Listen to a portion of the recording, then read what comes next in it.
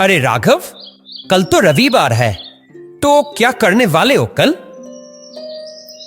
कल मैं अपने गांव देवीपुर जाऊंगा। दरअसल मन है वहां गरीब लोगों में कपड़े बांटूं। कल पिताजी के गुजरे 1 साल पूरा होगा। उनको भी लोगों की मदद करना बहुत पसंद था। अब नौकरी मिली है, अगर किसी के काम आ सकूं तो पिताजी जहां भी होंगे बहुत खुश होंगे। वाह, जहां माँ बाप जिंदा रहते हुए बच्चे उनके नहीं सुनते, वहां तुम्हारे पिताजी अब इस दुनिया में है ही नहीं, फिर भी तुम उनकी सोच को आगे बढ़ा रहे हो। इससे बड़ी बात क्या हो सकती है? नहीं भैया, मेरी माँ तो जन्म के कुछ दिन बाद ही चल बसी। पिताजी ने अकेले ही मुझे बड़ा किया। बचपन से ही जब भी किसी को मुसीबत में देखते, पिताजी सबसे पहले मदद करने पहुंच जाते थे। दूसरे दिन सुबह सुबह राघव निकल पड़ता है देवीपुर की ओर। नाव में बैठकर जाते जाते उसके जहन में 1 साल पहले की बातें याद आने लगी।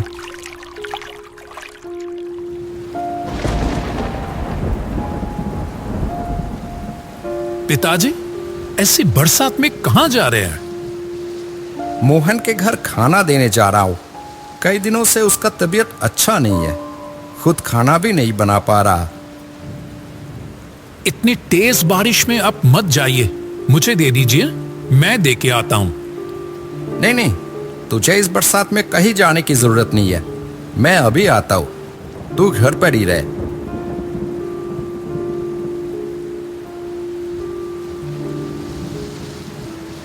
राघव ने कई बार मना किया, लेकिन जगदीश ने एक नहीं सुनी। छतरी लेकर निकल पड़ा मोहन के घर की तरफ। अरे जगदीश भैया, इस बारिश में आपको आने की क्या जरूरत थी? मेरा तबीयत तो पहले से काफी बेहतर है। अरे कोई नहीं, तुम रात भर बिना खाए रहोगे, ऐसे कैसे हो सकता है? लो, देर मत करो, जल्दी से खा लो। मोहन आगे बढ़कर जगदीश को प्रणाम करता है। क्या कर रहे हो मोहन? आपने जो मेरे लिए किया वो शायद अपने भी नहीं करते।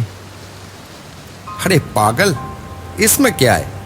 अगर इंसान होके भी इंसान के साथ नहीं खड़ा हो तो फिर कैसा इंसान? कुछ देर बाद जगदीश बारिश में घर की तरफ चल पड़ा। तेज हवा के साथ बारिश और उसी बीच बिजली कड़कने लगी।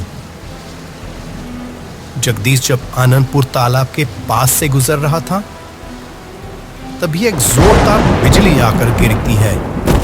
पल भर में कटा पेड़ की तरह जमीन में गिर पड़ता है जगदीश। राघव पूरी रात बेचैनी से अपने पिता का इंतजार करता रहा। सुबह थोड़ी देर के लिए उसकी आंख लग गई थी। रतन चाचा की आवाज से उसकी नींद खुली। तालाब किनारे जाकर राघव ने पिता का निश्चल शरीर देखा। एक पल में राघव जैसे बिल्कुल अकेला हो गया। कुछ दिन बाद उसकी नौकरी लगी, लेकिन पिताजी देख नहीं पाए। बहुत दुख होता है उसको।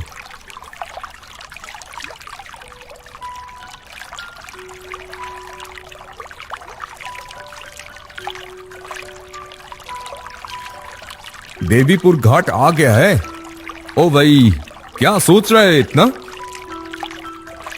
मांझी के बार बार बुलाने पर राघव अपने बीते दिनों के किताब से वापस लौट आता है। ओह, हम देवीपुर आ गए। भैया, जरा मेरा ये बैग उतारने में मदद करेंगे? ठीक है। काफी भारी है क्या इसमें जी? राघव हल्का सा मुस्कुराता है, पर कोई जवाब नहीं देता।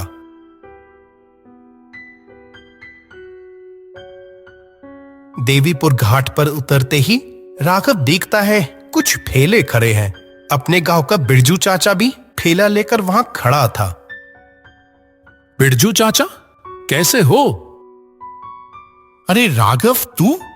कितने दिनों बाद मुलाकात हुई। कैसा है तू? हाँ, ठीक हूं। घर तक चलोगे क्या? बिल्कुल चलूंगा। बिरजू चाचा, जरा ये बैग पकड़ लेंगे मेरे साथ? अरे बाप रे, इसमें इतना क्या उठा लाया है रे? टीवी है क्या? नहीं नहीं, टीवी नहीं है। हमारे गांव में तो बिजली ही नहीं है, तो टीवी क्या करूंगा? कुछ और है इसमें। ये भी सही है, हमारे यहां तो बिजली नहीं है। टीवी लाकर देखता भी कैसे? तो फिर क्या है? बहुत जल्द जान जाओगे। बिरजू फिर ठेला चलाने लगता है। तू तो बिल्कुल नहीं आता देवीपुर में। हमारी याद भी नहीं आती है क्या? आप लोगों के बीच ही तो बड़ा हुआ हूं, याद कैसे नहीं आएगी? बस यहां आते ही तो। हाँ, जानता हूं, कैसे आएगा। तेरे पिता के यादें जो हैं, बहुत अच्छे इंसान थे वो। हर वक्त सबकी मुसीबत में साथ देते थे। भगवान की क्या मर्जी, पता नहीं। राघव कुछ कह नहीं पाता। पल भर में उसकी आंखें नम हो जाती है, लेकिन कैसे भी संभाल लेता है वो। गणेश तो है, वही तो तेरे घर का ख्याल रखता है और लोगों की मुसीबत में भी तुरंत साथ देता है। गणेश चाचा है, इसीलिए तो मुझे कोई फिक्र नहीं होती।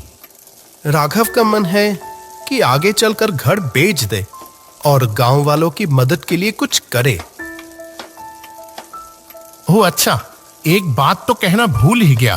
तेरे घाट पर आने से कुछ ही देर पहले मैंने गणेश को नाव में जल्दी से कहीं जाते हुए देखा। गणेश को तो मालूम था ना कि तू आज आ रहा है? हाँ, जानता तो था। मैंने चिट्ठी लिखकर बताया था। हो सकता है किसी जरूरी काम से गया हो। हाँ, हो सकता है। उसके चेहरे से भी लग रहा था कि बहुत जरूरी काम था उसे। अरे ये देख, तेरे घर भी आ गए।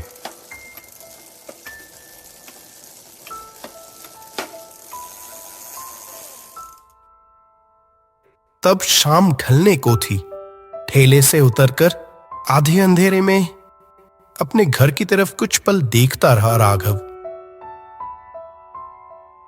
ये ले राघव, तेरा बैग पकड़। ओ हाँ हाँ।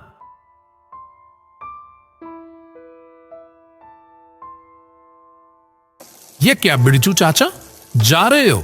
भाड़ा तो ले लो। क्या तुझसे पैसे लूंगा? जो इंसान गांव के हर एक के साथ खड़ा रहा, खुद अपना खून का रिश्ता ना होते हुए भी मदद करते करते जान दे दी, उसके बेटे से पैसे लूंगा? ये सब छोड़, मैं चलता हूं। अपना ध्यान रखना। कुछ दिन तो रुकेगा ना, अब सबसे मुलाकात हो जाएगी। बिरजू बिना भाड़ा लिए ही चला जाता है। घर के दरवाजे की चाबी जहां रखी होती है, वहां बढ़ने लगता है राघव। तभी पीछे से आवाज आती है एक। राघव, क्या ढूंढ रहा है? घर की चाबी? राघव पीछे मुड़कर देखता है, एक आदमी। शरीर उसका बहुत ही दुबला पतला, जैसे खून ही ना हो, बहुत ज्यादा सफेद। बहुत ही जाना पहचाना लगा, लेकिन पहचान नहीं पाया। मुझे पहचान नहीं पाया? मैं रतन, तेरे पिता का दोस्त। तब राघव को याद आता है, हाँ, रतन चाचा तो उनके घर बहुत बार आए थे। पिताजी के बहुत अच्छे दोस्त थे, पास के गांव में ही रहते थे। रतन चाचा, आप? बहुत दिनों बाद देखा ना, इसीलिए पहचान नहीं पाया। राघव रतन को प्रणाम करता है। इतने ठंडे पैर किसी इंसान के हो सकते हैं क्या? कुछ पूछने ही वाला था कि रतन बोल पड़ता है। और कितनी देर बाहर खड़ा रहेगा? अंदर चल, इतनी दूर से आया है, भूख लगी होगी ना?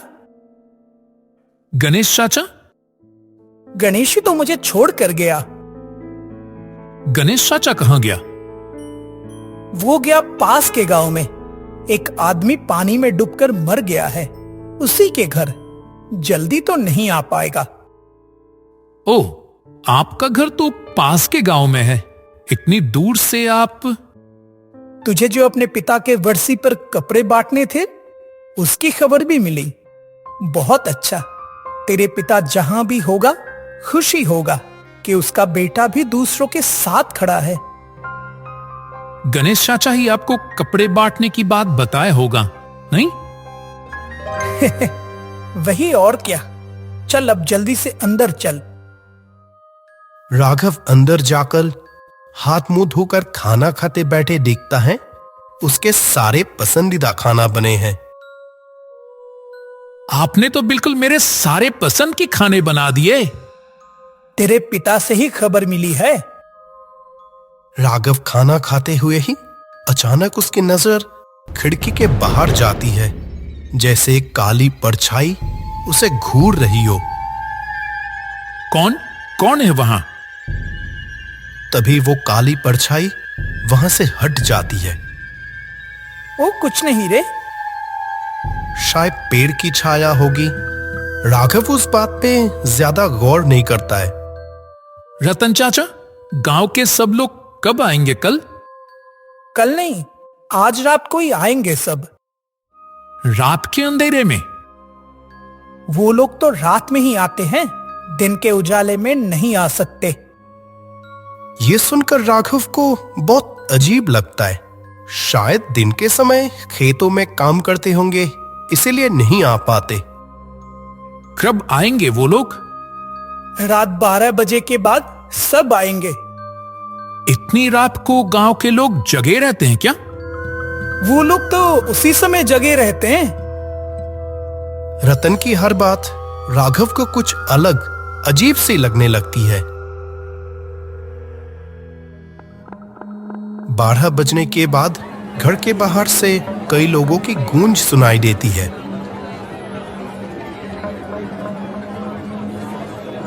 राघव, आजा, सब लोग आ गए हैं।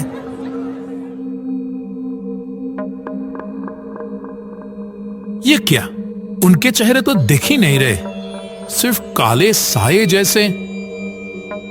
गांव के लोग हैं, थोड़ा शर्मा रहा है, इसीलिए सामने आना नहीं चाहते।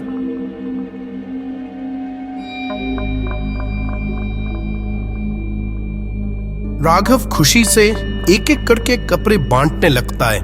काले साये जैसे हाथ आगे बढ़कर कपड़े लेते जाते हैं। बहुत शुक्रिया। तुम्हारा भला हो। जगदीश का बेटा कितना अच्छा निकला। बिल्कुल अपने पिता जैसा। राघव को इस बार आवाज बिल्कुल साफ सुनाई देती है। तू मेरी बहुत बड़ी चाह पूरी करी बेटा। सुखी रहे, जिंदगी में और तरक्की करना, हमेशा सबके साथ रहना। ये तो बिल्कुल पिताजी की आवाज। तो क्या?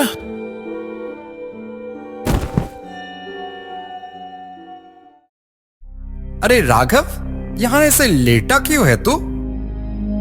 फटाक से राघव उठ बैठता है। सामने गणेश चाचा।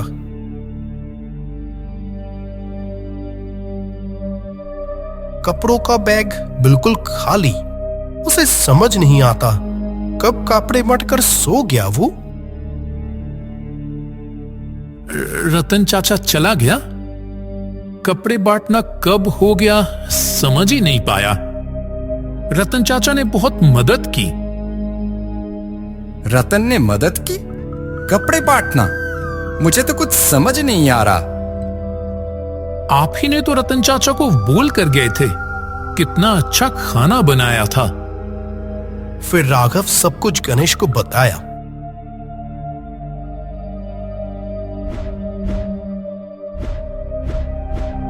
तुझे पता है मैं कहां गया था?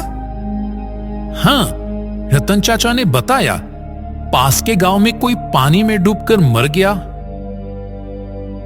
और जानता है वो कोई कौन था? कौन? तेरा वही रतन चाचा। हाँ? राघव जैसे गिरते गिरते बचता है। अब उसे समझ आता है क्यों रतन चाचा की हर बात उसे अजीब लग रही थी। मतलब जैसे पिताजी जीवित रहते इंसानों की मदद करते थे, अब मरने के बाद अपमौत वालों की भी मदद कर रहे हैं। उसने सुना था जो अपमौत मरते हैं उन्हें मौत के बाद भी बहुत पीड़ा होती है, इसीलिए पिताजी सामने ना आकर भी बेटे के हाथों उनकी मदद करवा गए। राघव खिड़की से देखता है दूर रास्ते में कुछ काले साए नई सफेद कपड़े पहने देवी घाट शमशान की तरफ जा रहे हैं। उसमें उसके पिता भी हैं। ये समझने में उसे कोई मुश्किल नहीं होती।